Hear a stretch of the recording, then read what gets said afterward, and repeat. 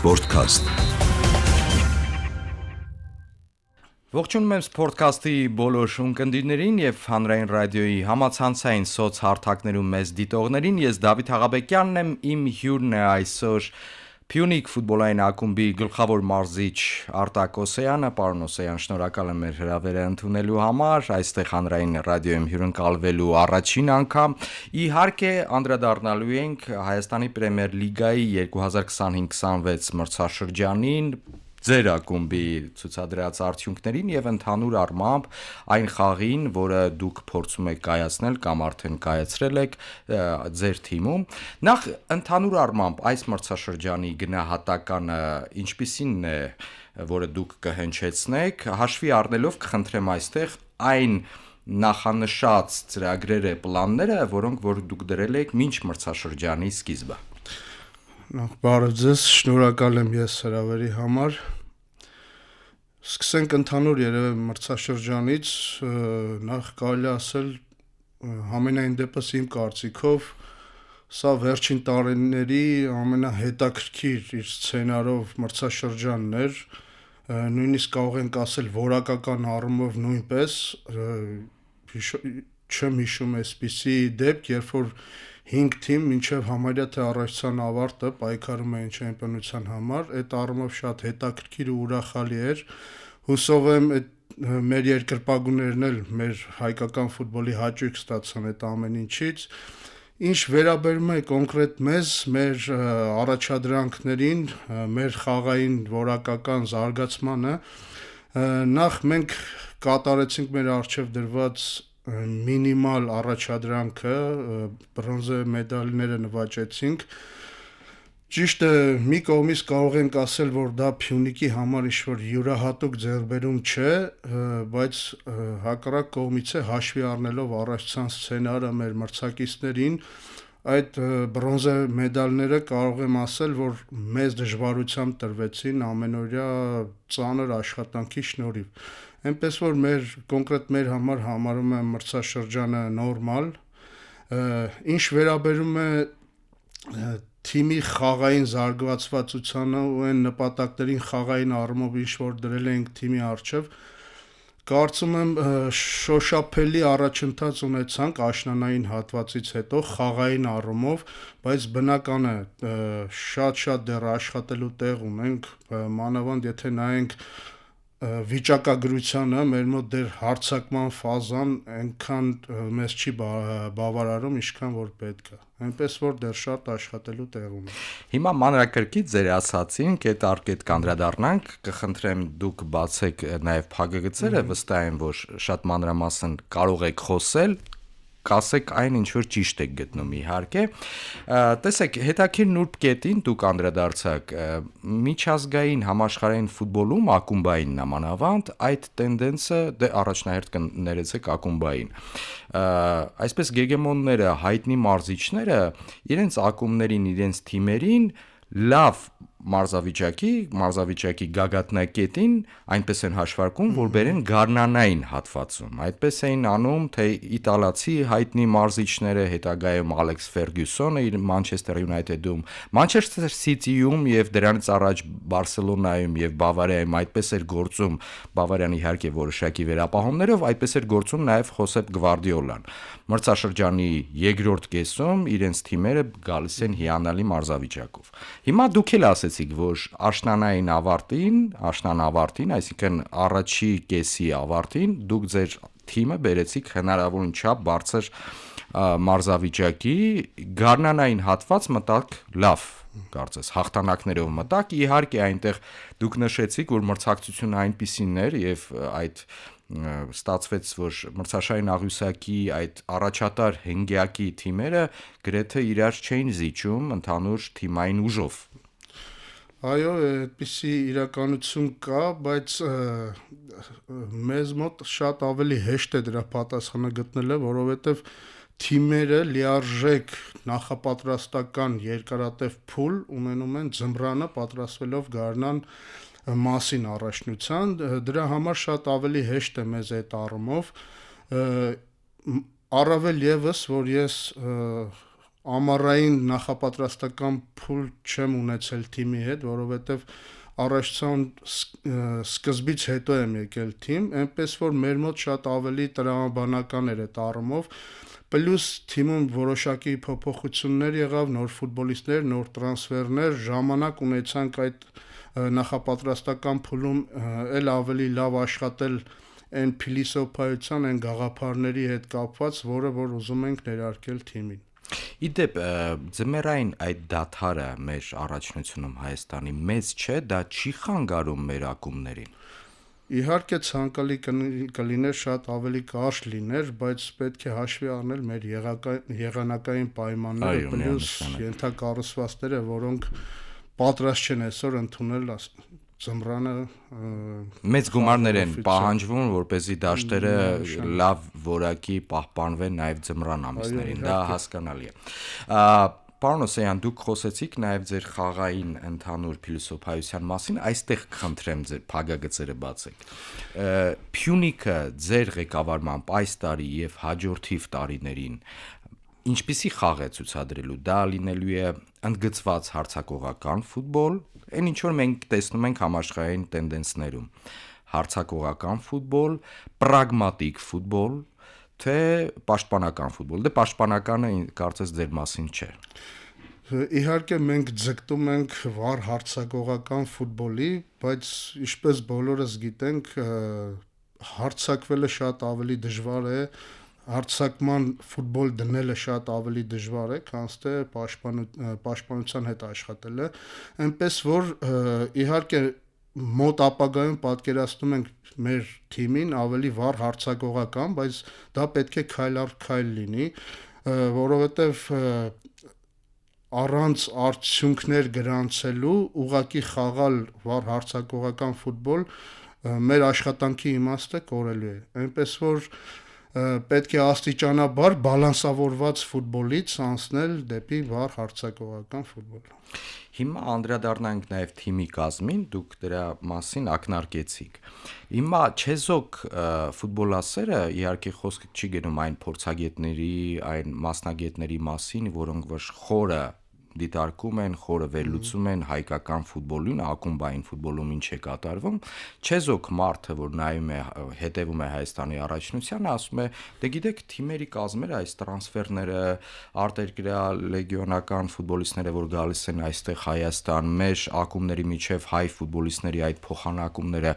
այսպես անհասկանալի են, այն անդադար, ինչ որ մարդիկ գնում են այս ակումբից այն ակումբ, արտերկրից են գալիս, դարձյալ մեկնում են արտերկիր, այստեղ ինչ որ դուք պետք է այստեղ ընդգծեք եւ բացեք նաեւ այս փակագծերը։ Այստեղ իհարկե վստահ եմ, որ գլխավոր մարզիչների համար յուրաքանչյուր ակումբի այդ թվում նաեւ ձեզ շատ կարեւոր է այդ կորիզը ունենալ եւ պահպանել իր թիմի կորիզը։ Փյունիկի պարագայում դա ինչպես է արվում։ Ինչպես եւ մյուս բոլոր մեր թիմերը բնական է փորձում են տարեստարի էլ ավելի լավը լինել, իզուր չէ որ նշեցինք այս տարվա առաջնությունը բավական ուժեղ էր, ես համարում եմ մեր առաջնությունը զարգացող եւ երբ թիմերը անընդհատ ավել քայլ են անում նույն ֆուտբոլիստների առումով, բնական է նրանց մրցակիցները պետք է հետևեն այդ ամեն ինչին եւ մրցակցային լինելու համար այդ քայլերը կատարեն։ Դրա համար երևի փոփոխություններ, տեղափոխություններ, ավելի բարձր որակի նույն լեգիոներների ընդգրկումը թիմեր ավելի շատ քանակով է լինում։ Ես հուսով եմ, որ դա կբալանսավորվի, ճիշտ եք նկատում, որ ֆուտբոլը դա համագործակցության խաղ է, ինչքան երկար իրար հետ ֆուտբոլիստները խաղան, այնքան այդ համագործակցությունը էլ ավելի լավը կլինի, բնական է արդյունքները էլ ավելի կայուն, խաղը ավելի կայուն կլինի, բայց քանի որ տարեստարի պետք է նույն օրինակ ճակերտավոր օրինակ բերենք Նոայի օրինակը, որը տարեստարի բավական ավելացնում է լեգիոներների որակը, իսկ մյուս թիմերը պետք է հետ չընկնեն Նոայից, դրա համար ստիպված են լինում իրենք նույն քայլերը կատարել։ Այնպես որ հուսով եմ կգա մի ժամանակ, երբ այդ ամեն ինչը ավելի կկայունանա։ Փյունիկ ակումբը այն ակումբներից է նաև պատմական, դե ամենատիտղոսակիրն է նորանկախ Հայաստանում։ Պատմական այն ակումբներից է, որ ունի այսպես ամբողջ ենթակառուցվածքային նկատի ունեմ նաև մանկապատանեկան թիմեր, կանանց թիմ ունի, այսինքն այն ակումբներից է եւ երևի առաջատարն է այս պարագայում, որ ունի գրեթե ամեն ֆուտբոլում ներկայացված ամեն ինչ։ Հասկացա, ընդհանուր ենթադրենք ստադիոնի հարց կա եւ այլն, դա մի կողմ դնենք, բայց այս թիմը ունի բոլոր տարիքային, այսպես ֆուտբոլիստներով հագեցած թիմ, նաև երիտասարդների եւ պատանիներին է կրթում։ Հիմա, երբ որ լեգիոնականների մասին ենք խոսում, դուք նշեցիք, որ մրցակցելը դժվար է, երբ որ մեկ այլ մրցակից ակումբները մեծ ֆինանսներ են ներդրում դրա մեջ, բայց Փյունիկը նաև իր երիտասարդների վրա է հենվում, այսինքն լավ տաղանդներին նախաճեցնում է ֆուտբոլ է ուսուցանում, իրական ֆուտբոլ եւ այդ լավ երիտասարդներից պատաններից լավագույններին բերում է իր ակումբ։ Դա երևի թե ամենացավոտ հարցն է ոչ միայն Փյունիկում, այլ մեր հայկական ֆուտբոլում։ Գիտեք, մրցակցությունը ինչքան ավելանում է, այնքան սխալի գինը մեծանում է եւ այստեղ երիտասարդ ֆուտբոլիստերի համար շատ դժվար է լինում, մանավանդ ռիսկի, երբ մարզիչները չեն ուզում գնալ։ Դրա համար ես կարծում եմ, որ ԲԿՄ-ն մեր համար կարող է փրկիչ օղակ լինել մեր երիտասարդ ֆուտբոլիստների համար։ Իհարկե, շատ կարևոր է ընդգրկել երիտասարդներին թիմում, տեղ տալ, հնարավորություն տալ կատարելագործելու, բայց արհեստական կերպով դա անելը կարծում եմ օգուտ չի բերի ֆուտբոլիստներին։ Եվ կարծում եմ ԲԿՄ-ի ճանապարհը անցնելը շատ ավելի հեշտացնում է հետագայում մայր ակումբներում տեղ ունենալու համար։ Մենք ունենք նույնիսկ մեր թիմում վառ օրինակներ։ Իհարկե դա միակ լուծումը չէ, բայց համենայն դեպս դա այսօր մեզ օգնում է։ Դուք դարձյալ մի շատ նուրբ կետի անդրադարձաք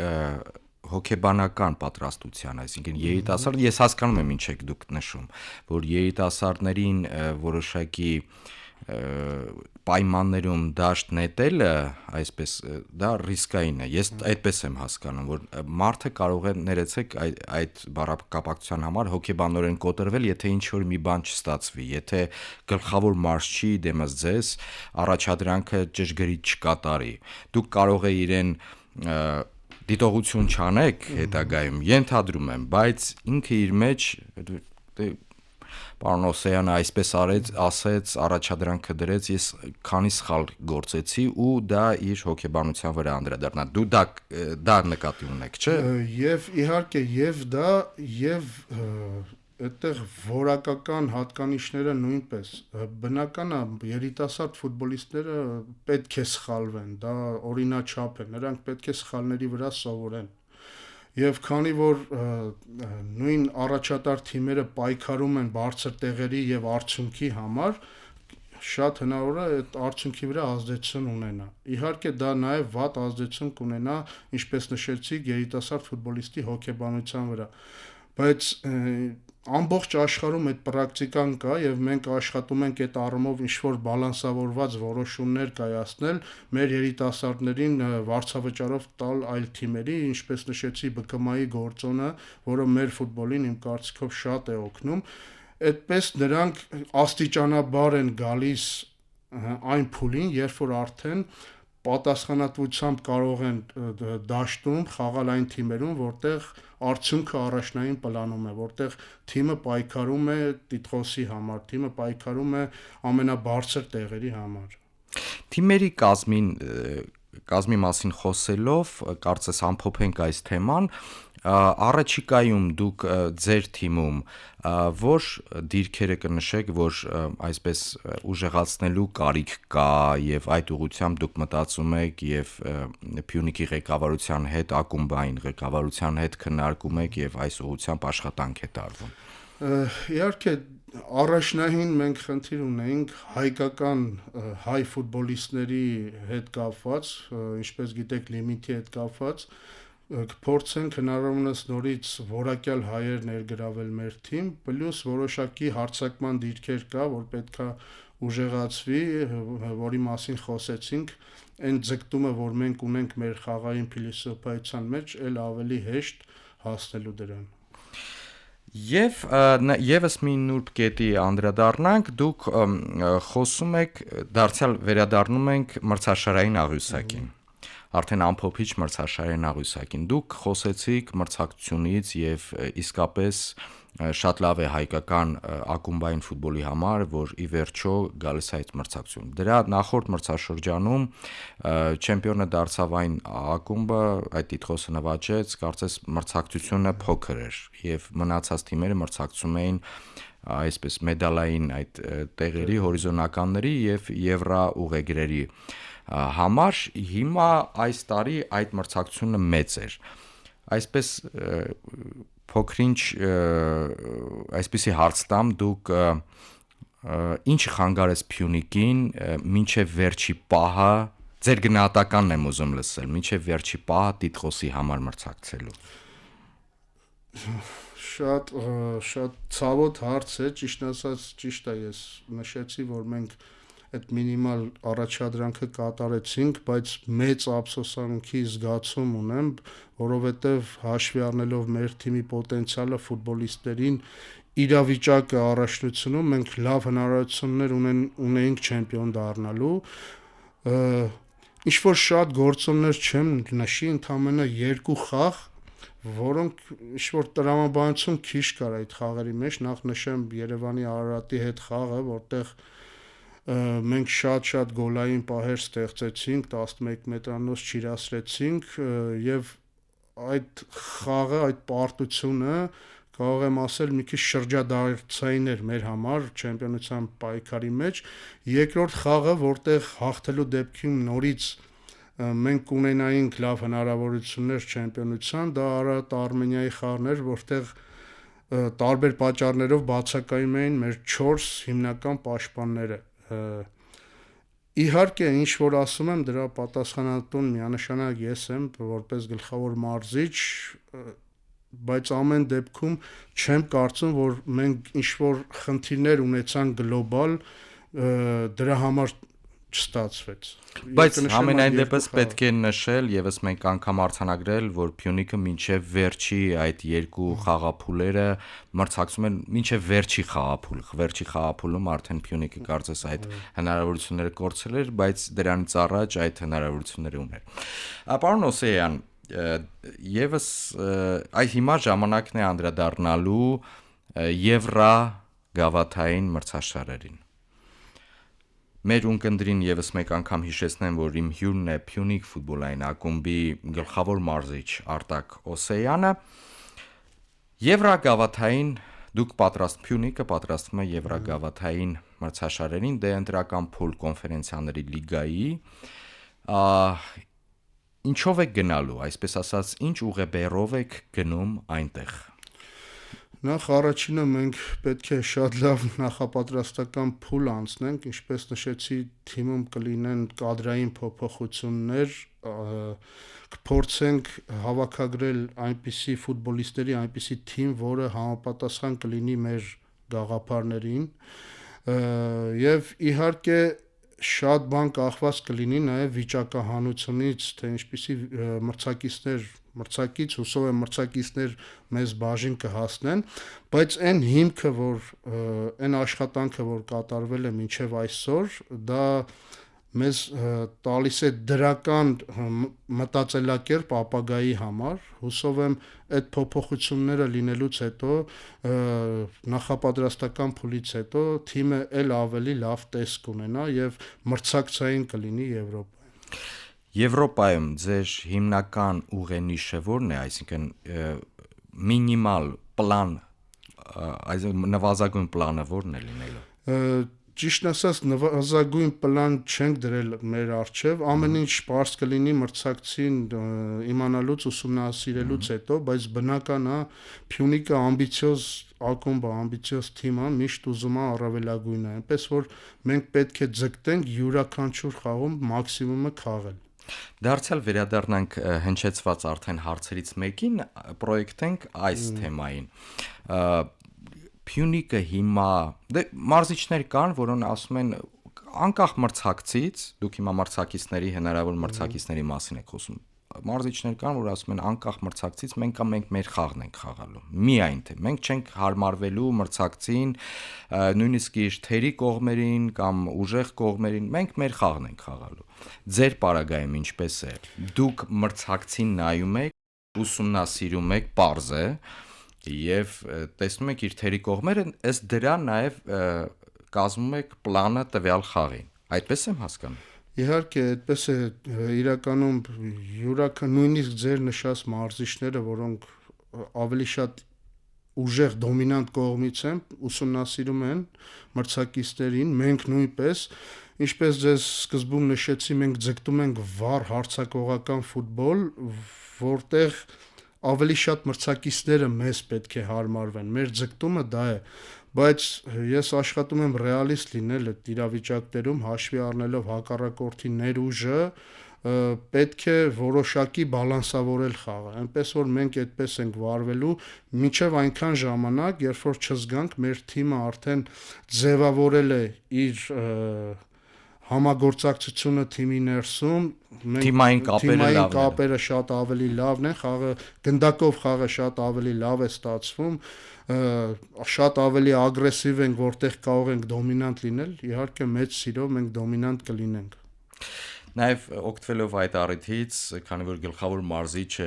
մասնագետ է այսպիսի իմ հյուր, մենք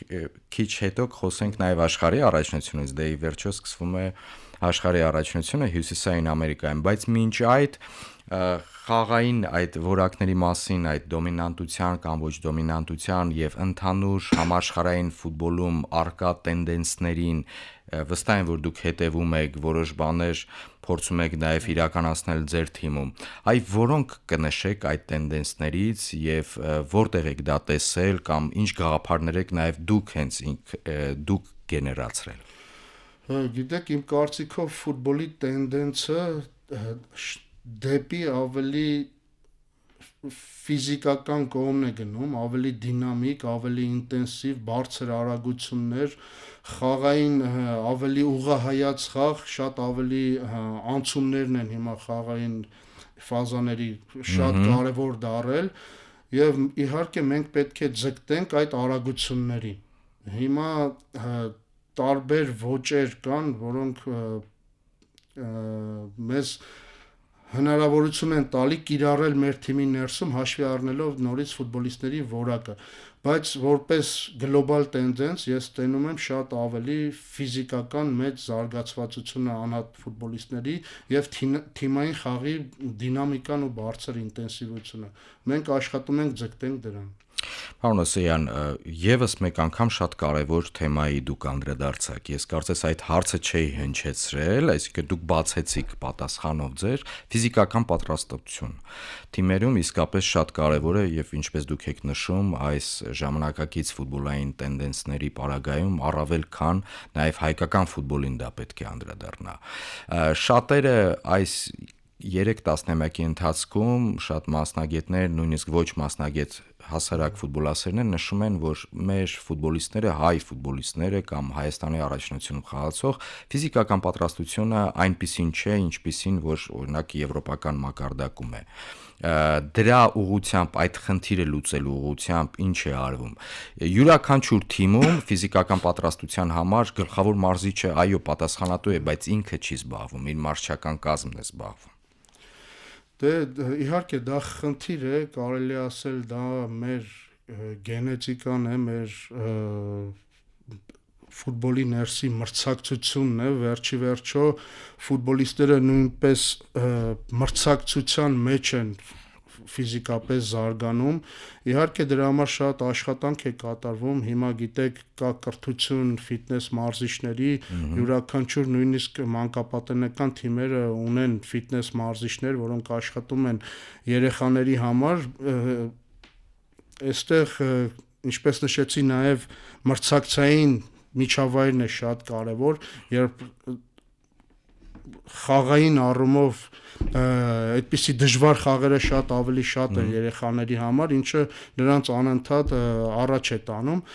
Համենայն դեպս մեծ աշխատանք կատարվում է, փորձում ենք հետ չմնանք եվրոպական մեր գործընկերներից։ Եվ վերջնամասը, ինչպես խոստացա մեր ունկնդիրներին, օգտվելով այս առիթից, որ իմ դիմաց գլխավոր մարզիչ է, աշխարհի առաջության մասին։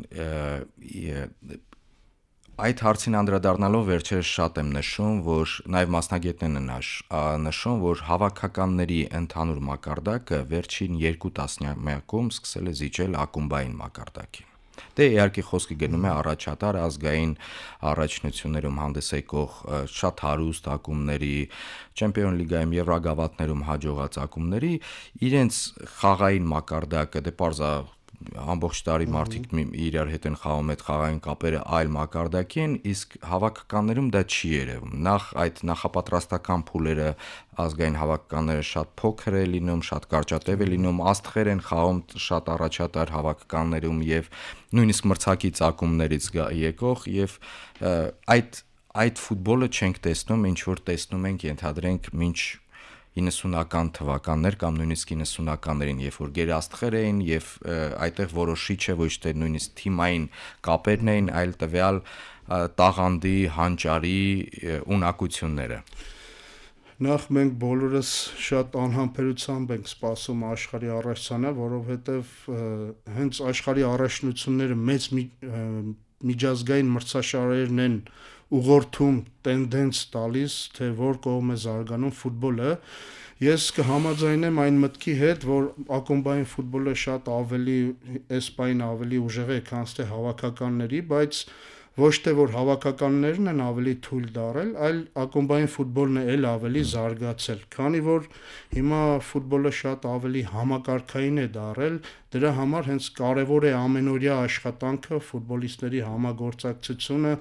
մարզիչի ժամանակը, երբ որ ինքը պետք է ներդնի իր գաղափարները, այդ առումով ակումբային ֆուտբոլը առավելություն ունի եւ դրա համար, քանի որ համակարգային է դարել ֆուտբոլը, այդտեղ երկրորդ պլան են մղվում անհատների ազատությունը, անհատների տաղանդը, անհատների գործողությունը, դա ավելի շատ թիմային միջավայրի մեջ, որոշակի սահմանների մեջ է արվում, քանի որ ֆուտբոլը նորից ավելի համակարգային է եւ կարելի է ասել մարզիչների ազդեցությունը թիմին շատ ավելի մեծացել է, քան նախկինում էր։ Իսկ ֆուտբոլիստներն ավելի քչացել նորից քան նախկինում էր։ Ես չեմ հարցնելու ձեզ, ըստ ձեզ ովքեր են որ ֆավորիտներ, ում եք ֆավորիտ համարում աշխարհի առաջնությանը։ Ես կհարցնեմ, թե այս աշխարհի առաջնությանը դուք որ հավաքականներին հատկապես ուշադրությամբ եք հետևելու։ Բնական է, եվրոպական առաջատար հավաքականները միշտ ամենաբարձր որակի են եղել, նրանց կհետևեմ,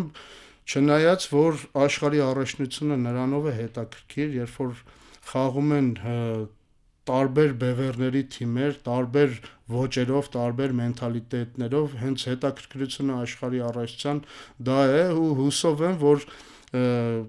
սյուրպրիզներ այս աշխարհի առաջացանը շատ կլինեն։ Դուք ակնարկում եք, որ խոսում եք նրա մասին, ճիշտ եմ հասկանում, որ ընդհանուր համաշխարհային հավաքականների մակարդակում ֆուտբոլը գրեթե հավասարվում է, այսինքն ակնհայտ թույլ թիմեր, աութսայդերներ, ակնհայտ ֆավորիտներ, որպես այդպիսին կան, բայց իրենց միջև այդ անդունդն է փոքրացել։ Այո, իհարկե, դա շատ ավելի ինձ թվում է հեշտ է բացատրել, քանի որ հիմա ավելի շատ համակարգային, ինչպես նորից նշեցինք, իսկ համակարգային նույն պաշտպանություն, նույն հարձակում կազմակերպելը շատ ավելի հեշտ է։ Երբ որ մարզիչները հիմա կարողանում են անալիզ անել հակառակորդին եւ մոտավոր պատկերացում ունենան ինչ է իրենց սպասում։ Իսկ թիմային աշխատանքով դրա դեմ կարելի է առնել, այսինքն այն որ ասում են հիմա բոլոր թիմերը սովորել են պաշտպանվել։ Դա այն մինիմալն է, որը մոտեցնում է այդ մրցակցությունը, այսինքն ուժեղ թիմերի համար դժվար է խոցել համակարգային պաշտպանությունը։ Դրա համար կարելի է ասել, որ այդ մեծ տարբերությունը կամաց փոքրացել է։ Այդպիսի օրինակներ վստահ եմ դուք կարող եք բերել։ Իտալիայի հավաքականը, որը դե լավ ֆուտբոլիստներով հագեցած, այդ պաշտպանական ֆուտբոլով աշխարհի չեմպիոնի տիտղոսն էր նվաճում, բայց հետագայում մենք տեսանք ինչպես Եվրոպայի չեմպիոնի տիտղոսը այդպիսի ֆուտբոլով նվաճեց Հունաստանի հավաքականը։ Դուք այդ տենդենսի մասին եք խոսում։ Այո, նույնը կարող ենք նույնիսկ օրինակ բերել վերջի Չեմպիոններ լիգայի եզրափակիչը, երբ որ խաղում էին հակառակ բևեռների թիմեր, մի թիմը շատ ավելի վառ հարձակողական, մյուսը շատ ավելի պրագմատիկ, ավելի մեծ քանակությամբ կազմակերպված պաշտպանություն եւ 120 րոպեում խաղի արդյունքը 1-1 էր, եթե չհաշվենք 11 մետրանոցները։ Իհարկե կոնկրետ ինձ համար շատ ավելի հետաքրքիր է եւ ուրախալի, երբ որ վառ հարձակողական ֆուտբոլն է հաղթում վերջի վերջո, բայց ֆուտբոլի հետաքրքրությունը հենց դրա մեջ է, որ կարել հաղթանակի ճանապարհները տարբեր են։ Բասկետբոլի նման չի, որ երկուսն էլ անդադար հարձակվում են։ Շնորհակալ եմ պարոն Օսեյան, հրավերս ընդունելու եւ հետաքրքիր զրույցի համար մեր ունկնդիներին եւ ակնդիներին եւս մեկ անգամ հիշեցնեմ, որ իմ հյուրն էր Փյունիկ ֆուտբոլային ակումբի գլխավոր մարզիչ Արտակ Օսեյանը։ Ես Դավիթ Հաղաբեկյանն եմ, առայժմ